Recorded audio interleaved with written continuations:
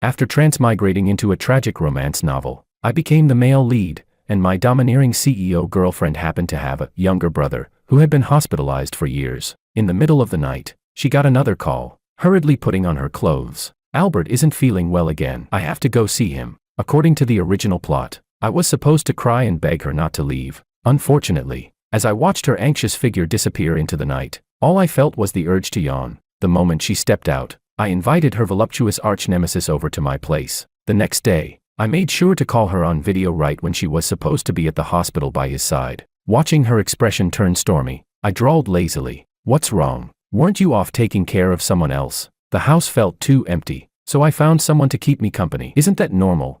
Don't get the wrong idea. We're just pure friends. I'm exhausted, so could you please not make a scene? Before she could explode, I hung up. After all, if she can have a brother, why can't I have a sister? Chapter 1. The moment the video call ended, silence swallowed the living room. Violet arched an eyebrow, leisurely tying the sash of her bathrobe, covering the tempting glimpse of her collarbone and curves. She let out a soft laugh, her tone dripping with mischief. "I'm guessing President Kim will storm back in 10 minutes, tops." I lounged lazily on the couch, lifting my glass of red wine for a sip. 5 minutes. As soon as the words left my mouth, the front door slammed open with a deafening bang, as if someone had kicked it in. Elise Kim was back. Her eyes were bloodshot, her chest heaving with fury. Her gaze first sliced toward the unruffled Violet, then locked onto me. Her voice came out through gritted teeth. "Sean, you'd better have a damn good explanation for this." I swirled the wine in my glass, acting as though her blazing rage was invisible. "Explain what?" I looked up with feigned innocence. "I just invited a friend over to hang out. Is that a crime now?" "A friend?" Elise let out a laugh full of disbelief. She stepped forward and grabbed my wrist. "A friend who chats with you in a bathrobe. Sean, have you completely lost your shame?"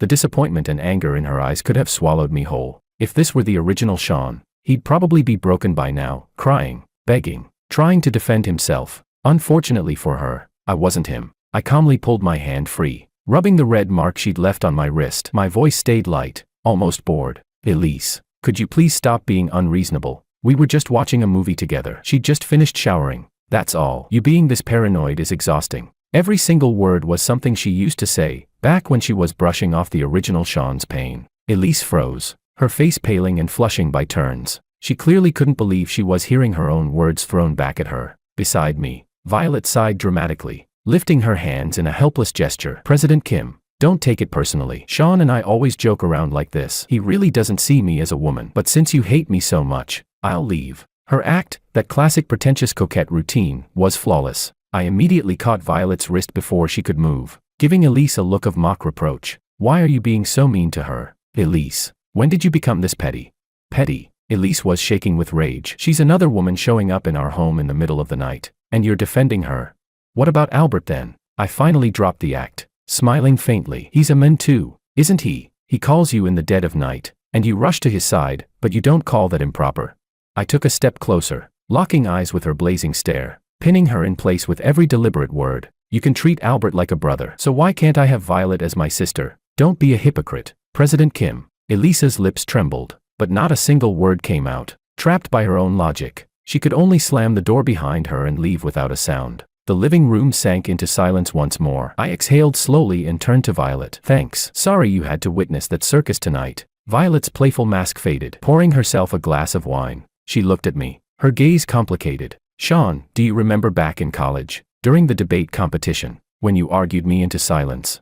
I blinked, surprised. She chuckled at herself. "Back then, I thought you were someone who belonged in the sunlight, confident, sharp, untouchable. Not like this, trapped and burning yourself out for a woman who doesn't deserve you." Setting her glass down, she met my eyes seriously. "Elise doesn't cherish you, that's her loss. I'm not helping you for fun. I just think, you shouldn't be like this." Looking into her earnest eyes, I felt something stir, the resentment that belonged to the original Sean finally easing. Just a little. Yes, I shouldn't be like this, and that pitiful man shouldn't have ended that way, either. I pressed a hand to my chest, resolve hardening in my eyes. No rush. This is only the beginning. All the pain the male lead of this tragic romance endured, it's time for those heartless women to taste it back. Twice as bitter. Chapter 2. The next day, Elise didn't come home. I enjoyed the peace and quiet, even managed to get the best night's sleep I'd had in a long time. It wasn't until evening that the villa door finally opened again. Elise walked in, supporting a frail-looking figure, the same man I'd seen countless times in her photos, Albert. He wore a loose white tracksuit, his face pale to the point of translucence. The oversized clothes only made his thin frame look even more fragile, giving him a sickly, delicate air that seemed ready to shatter at a touch.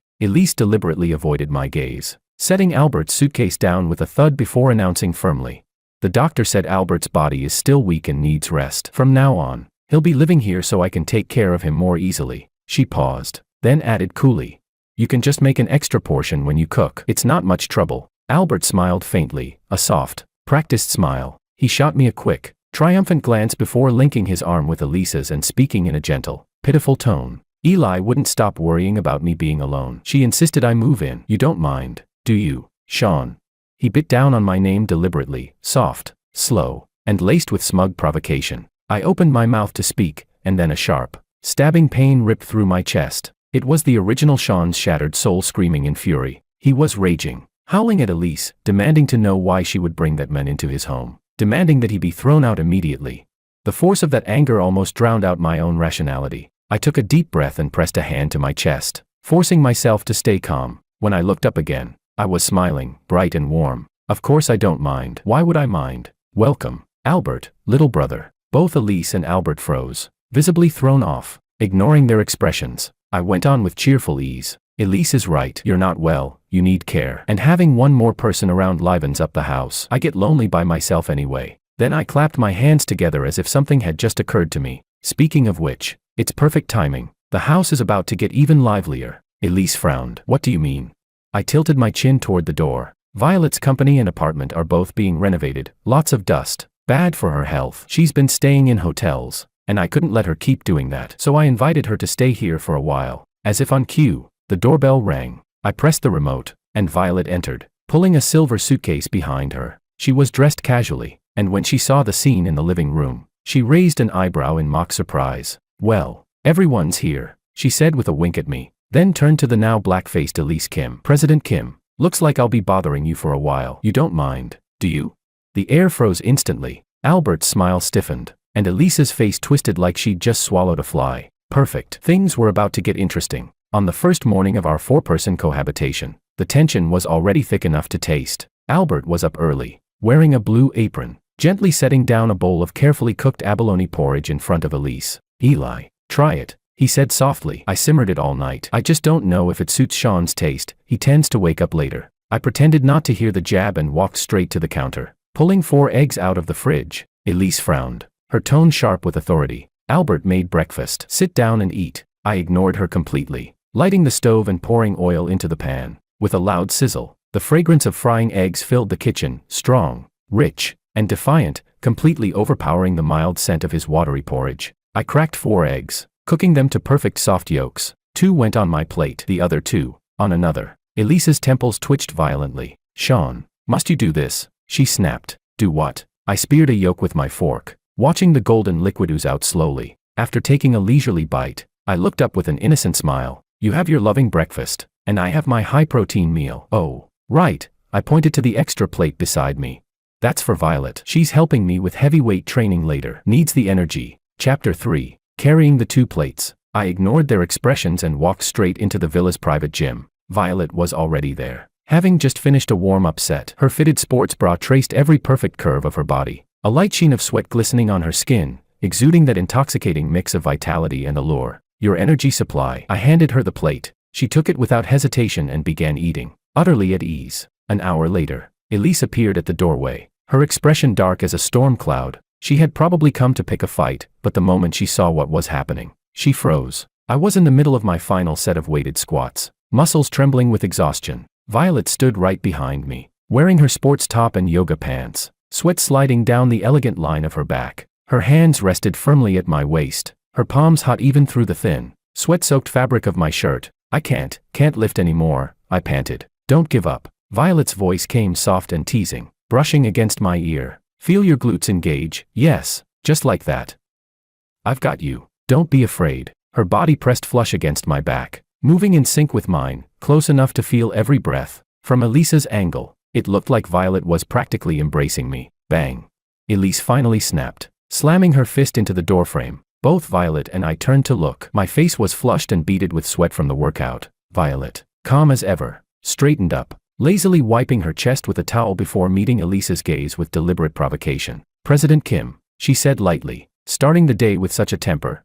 Elisa's eyes blazed with fury. She stared at the faint outline of Violet's handprints on my damp shirt, lips trembling, but no words came out. What could she even say? That it was inappropriate for a man and woman to be that close. While her dear brother Albert was sitting in the dining room waiting for her. That our position looked indecent. When she'd personally massaged Albert's sprained ankle just last night. Watching her face twist between rage and restraint, torn between wanting to explode and knowing she had no right to, I felt a strange sense of satisfaction. For the first time, the bitterness in my chest loosened just a little. Still catching my breath, I turned to Violet and flashed a deliberately sweet smile. Thanks, Violet. With you by my side, I feel unstoppable. Elisa's fists clenched so tight her knuckles cracked audibly. That night, after I finished showering, my bedroom door suddenly swung open. Elise stood there, reeking of alcohol, her eyes bloodshot. She stepped closer, the scent of her perfume mingling with the sharp tang of liquor, enveloping me completely. Before I could react, she shoved me hard against the wall. Sean, she rasped, her voice hoarse and trembling with suppressed rage. What the hell do you want from me? Before I could answer, her burning lips crashed onto mine. The kiss wasn't tender, it was violent, full of anger and punishment. It wasn't a kiss at all, it was the bite of a wounded beast. I frowned in disgust, and when she tried to deepen it, I turned my head away sharply, breaking her hold. Her movements halted, her chest rose and fell violently, as if she were struggling to restrain something deep inside. After a long silence, she buried her face against my neck. When she finally spoke, her voice carried a trace of grievance. Do we really have to be like this? You weren't like this before. I almost laughed out loud. When the original Sean had given her everything, his love, his loyalty, his heart, she hadn't even blinked. Now that I was simply returning her own coldness to her, she suddenly wanted to play the victim. I placed my hand on her chest, feeling her heartbeat pounding furiously beneath her shirt. My tone was gentle, almost teasing. Are you jealous, Elise? Her body froze instantly. She jerked her head up, staring at me through the dim light. Her lips parted, but no words came out. Finally, as if I'd struck a nerve, she stepped back in panic, turned around, and slammed the door behind her, running away in silence. The next day, I was at the largest luxury boutique downtown, helping Violet pick out a silk scarf, a small thank you for her friendly performance over the past few days. When I handed over my black card at checkout, the cashier hesitated, then returned it with an apologetic smile. I'm sorry, sir, your card has been frozen. Before I could respond, my phone buzzed. It was a text from Elise, condescending, cold, and full of self-righteousness. When you figure out how to be a proper husband, then you can come find me. Until then, all your cards are suspended. So that was her move. She thought she could control me with money. She thought I'd panic, like the original Sean, desperate and helpless, begging to be taken back. I looked at the message and smirked. Then I pulled out another phone and made a call. Attorney Logan, this is Sean. I'd like to activate the trust fund my mother left me, starting today. By 3 in the afternoon, I was standing on stage at a major investment press conference, wearing a sharp black suit. I stood beside Violet, now not just my accomplice, but my official business partner. The cameras flashed so intensely they nearly blinded me. I faced the reporters and smiled brightly. I knew Elise would see this broadcast. She had to. The press conference ended in thunderous applause. As I stepped off the stage, Violet handed me a glass of champagne. Congratulations, Sean, she said with a smile that carried both pride and warmth. That was one hell of a comeback. I lifted my glass to hers. Thanks. Just as our glasses were about to clink, the phone in my bag started vibrating wildly. I glanced at the screen, over 20 missed calls, all from Elise. I ignored them, ready to turn the phone off entirely. But then it lit up again, this time showing the number from the Kim family estate. I hesitated, then answered. There was silence on the other end for a few seconds, followed by a deep, commanding voice, old, but sharp as ever. Sean, came the stern rebuke. Have you caused enough trouble yet? Chapter 4. On the other end of the line, Chairman Kim's voice carried an imperious authority that brooked no argument, as if I were still the soft, pliable pushover their family could toy with at will. I'm making a scene. I let out a cold laugh. Chairman Kim, have you gone senile? Your daughter brought her side guy home, cut off my credit cards, and now, somehow, you're saying I'm the one causing trouble.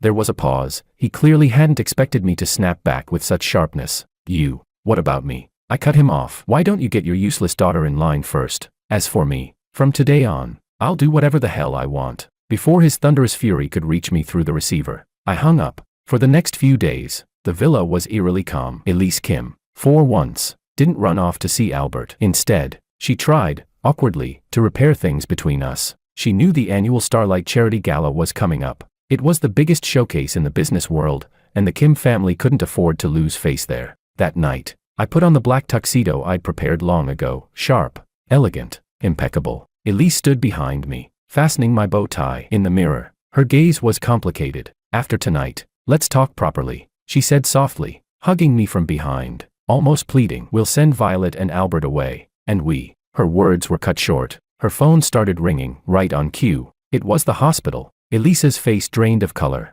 On the line, a nurse's urgent voice burst through. Mrs. Kim, Mr. Albert just fell down the stairs. His condition looks bad. Please come immediately. I watched her reflection in the mirror, panic etched across her features, and felt nothing but cold amusement. Such a clumsy act. She hung up, eyes flickering with guilt and hesitation. Sean, Albert. I have to go. You, go ahead, I said calmly, adjusting my cufflinks. I wasn't planning to go with you anyway. Elise froze for a second, then fury flared in her eyes. Her voice turned icy. Sean, I'm warning you, stay home tonight. Don't you dare embarrass me. Without waiting for my reply, she grabbed her keys and stormed out. Half an hour later, at the Starlight Charity Gala, when the grand golden doors of the ballroom opened once more, every pair of eyes turned toward the entrance. I walked down the red carpet, arm in arm with Violet. She wore a custom black haute couture gown, elegant, regal, mesmerizing, and I was her calm, steady counterpart. Whispers rippled through the hall, thick enough to shake the ceiling. Everyone knew Elise had skipped the gala for her good boy. Everyone was waiting to watch me, the legitimate husband, make a fool of myself. Under the flashing cameras, the host offered us the microphone. Mr. Sean, Miss Violet, your joint appearance tonight, does it imply a deeper collaboration between the Starlight Foundation and Violet Technologies?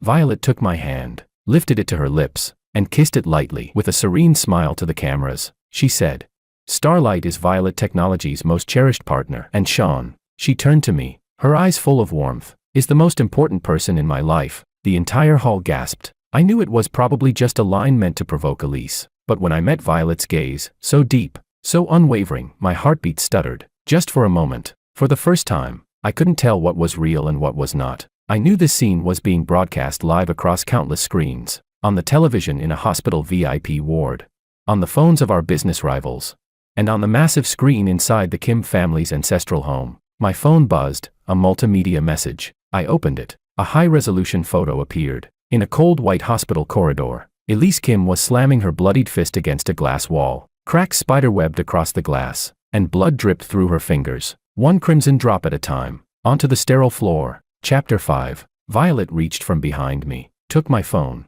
and pressed the screen dark. Her voice was low and measured. Feeling sorry for her?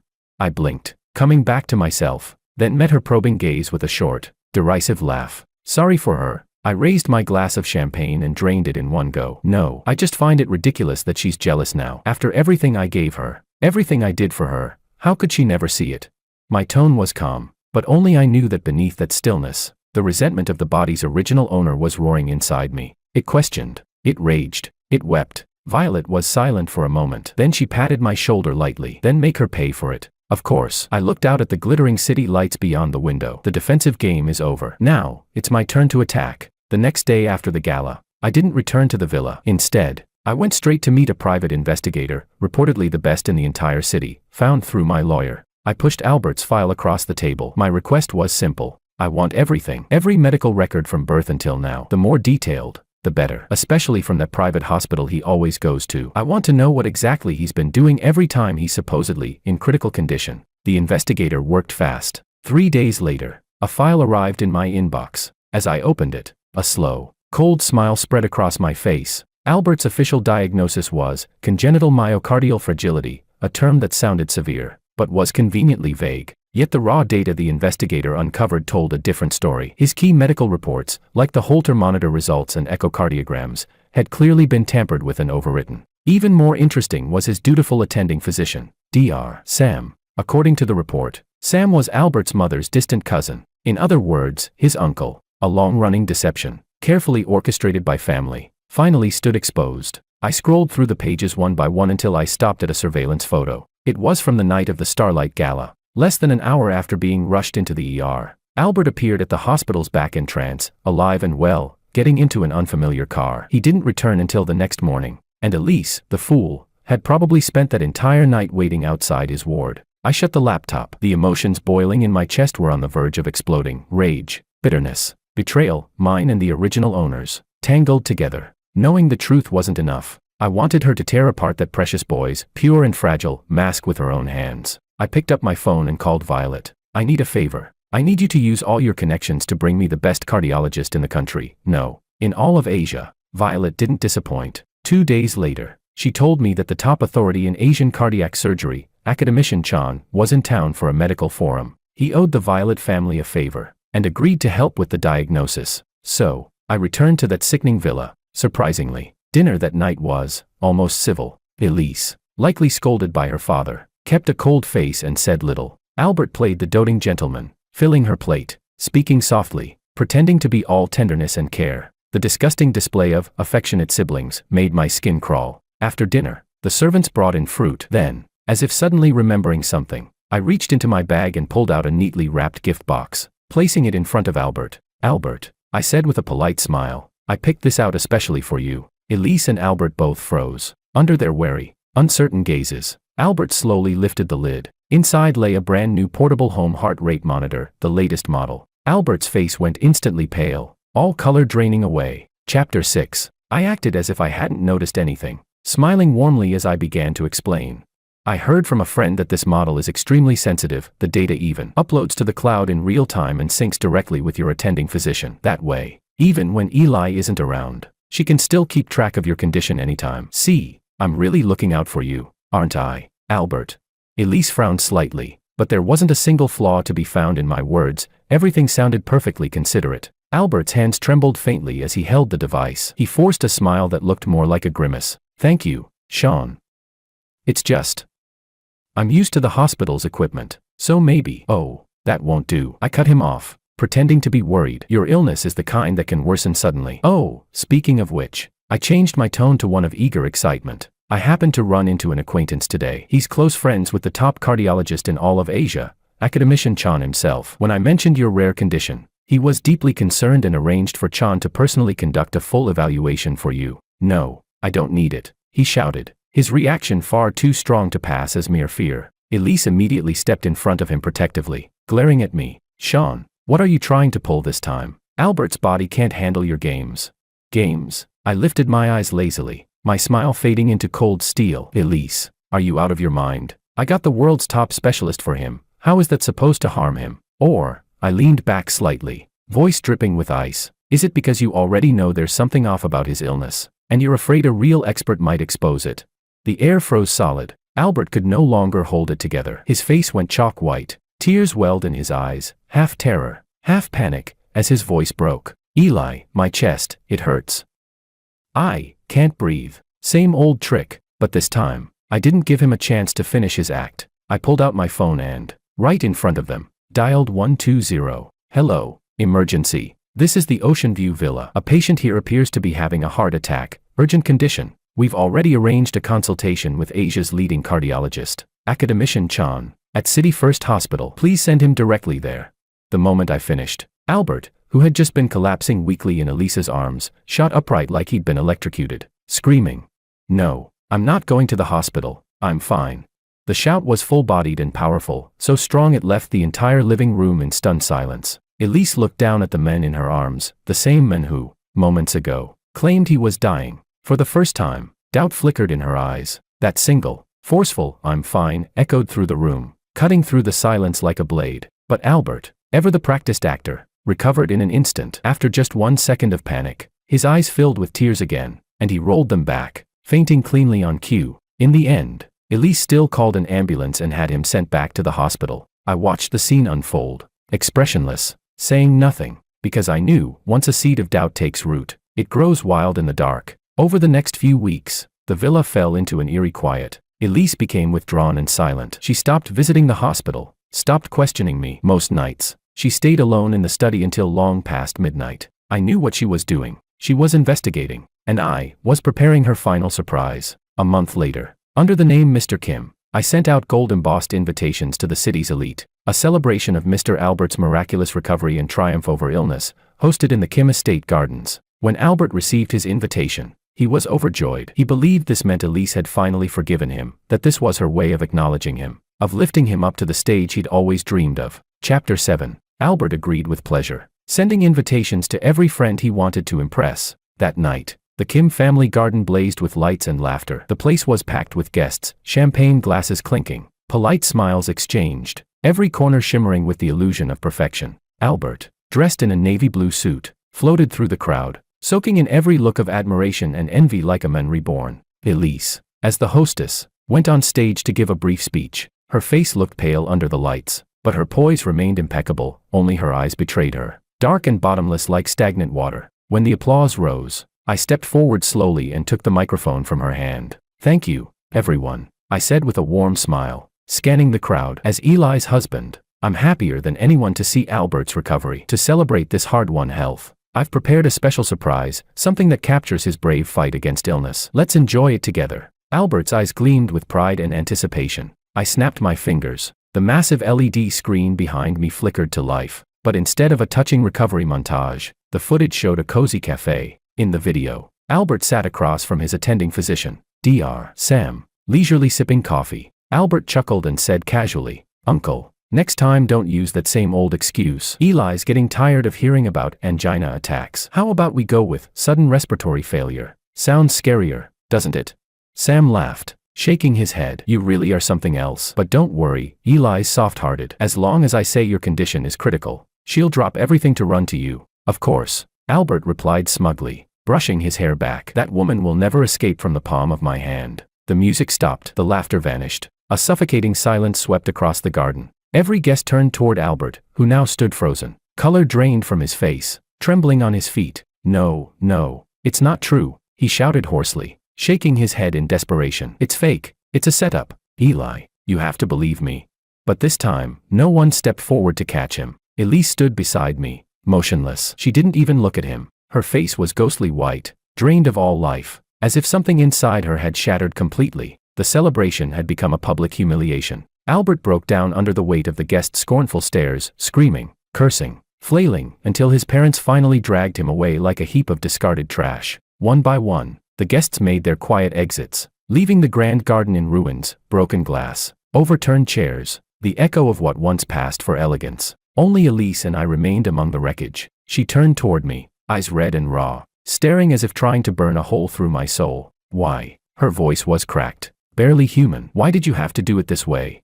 "This way?" I almost laughed at the absurdity. "Then tell me, what other way was there? Should I have begged you to believe me again, just to get slapped awake, or knelt before you, pleading for you to see the truth, only to be called an abusive husband?" She fell silent, lips trembling, her face ashen. After a long moment, she closed her eyes in pain. When she opened them again, there was something pitifully soft, almost pleading, in her gaze. "Sean, I was wrong. I was blind. I was cruel. Please, let's just forget everything. Let's start over." "Okay. Start over." I looked at her as if she were a stranger. "Elise," I said softly, almost tenderly, "you must be wondering why I've changed so much, right?" She blinked, confused, clearly not understanding where this was going. I stepped closer. In her widening eyes, I gave her the final truth. "It's simple," I whispered, "because I'm not him. I'm not the man who loved you, who built a future for you, who swallowed every insult just to stay by your side." Chapter 8. I paused, then spoke each word slowly, clearly, like a verdict passed down from hell itself. "He's already dead." Elise's pupils contracted sharply. She stumbled back a step, as if struck by lightning, her lips trembling. You're lying. Lying." My smile turned cold, yet almost pitying. "Have you forgotten? 3 months ago, he begged you not to abandon the acquisition because of Albert's lies, and in front of everyone, you slapped him. He lost all hope and jumped from the hospital rooftop. He's dead, Elise. He died that very day. As for me, I'm nothing more than a stranger who took over his body. I came here for one reason only, to make you taste what he felt, to let you experience what it means to lose everything, your love, your power, your world." Elise's face drained from white to the color of ashes. She stared at me, unable to speak a single word. At last, she understood. What she had lost was never just love. It was her husband's life. I reached into my briefcase and took out a folded document, laying it gently on the table before her. "Sign it. You and he have long been separated, by life and death." Then, I slowly slipped the wedding ring from my finger and tossed it away. It landed in the champagne bucket beside her with a sharp clang, sinking to the bottom. Goodbye, Elise. I turned without hesitation. No, better yet, never again. As I walked toward the exit of the garden, her broken sobs echoed behind me. At the gate, a black Bentley waited quietly under the dim lights. The door opened, Violet leaned casually against the car, extending her hand toward me. I placed my hand in hers and slid into the warmth of the car. The engine purred to life, and we sped away, leaving nothing but silence and ruin behind. 1 year later, at the top floor of Starlight Technologies, the skyline glittered beyond the floor-to-ceiling windows. Violet approached with a cup of coffee, wrapped her arms around me from behind, and rested her chin on my shoulder. What are you thinking about? I pointed to the open business magazine on my desk. On the cover, me, sharp-suited and confident. Under the headline, "The New Emperor of Business, Sean and His $1 Trillion Empire." I was just thinking, I said with a quiet laugh. A year ago, I was worried about a frozen credit card. Violet chuckled softly. Then she picked up the tablet on my desk, swiped across the screen, and handed it to me. Look at this. It might make you feel even better. On the screen was a news article. The headline read, "Former socialite CEO Elise suspected of mental breakdown, seen wandering outside a psychiatric recovery center at midnight." In the photo, a thin, disheveled woman with lifeless eyes stared blankly at a street lamp. There was nothing left of the proud, radiant woman she once was. The article went on to say that the Kim Group, after a series of disastrous decisions and scandals, had gone bankrupt and entered liquidation. As for Albert's family, they were ruined after the infamous party, shunned by high society, forced to sell off everything and leave the city in disgrace. I glanced at the screen only once, then calmly switched it off. Don't you wonder, Violet asked softly, why she became like this? I turned toward the window, sunlight streaming across my face, and shook my head. No, because I already knew. What destroyed her wasn't bankruptcy. It wasn't losing her wealth or her reputation. It was the truth about death that I had personally revealed to her. For the rest of her life, every single day, she would be tortured by one thought. You killed him. That sentence would carve her soul open again and again, trapping her in a living hell of endless remorse, where death was a mercy she'd never reach. That was the ending I chose for her, the cruelest, and the fairest, one I could give on behalf of the men whose life she destroyed. At that moment, I could feel it clearly, the final trace of the original soul's cold resentment, once buried deep in my chest, finally dissolved under the warmth of the morning sun. A weight lifted, a strange lightness, a freedom I'd never known, flooded through every part of me. Violet seemed to sense the change. She tightened her arms around me, her voice cautious, almost tender. Is it over? I closed my eyes, feeling the warmth of her embrace and the golden sunlight spilling through the glass. Then I turned and pressed a gentle kiss to her lips. No, I said with a quiet smile, my life is only just beginning.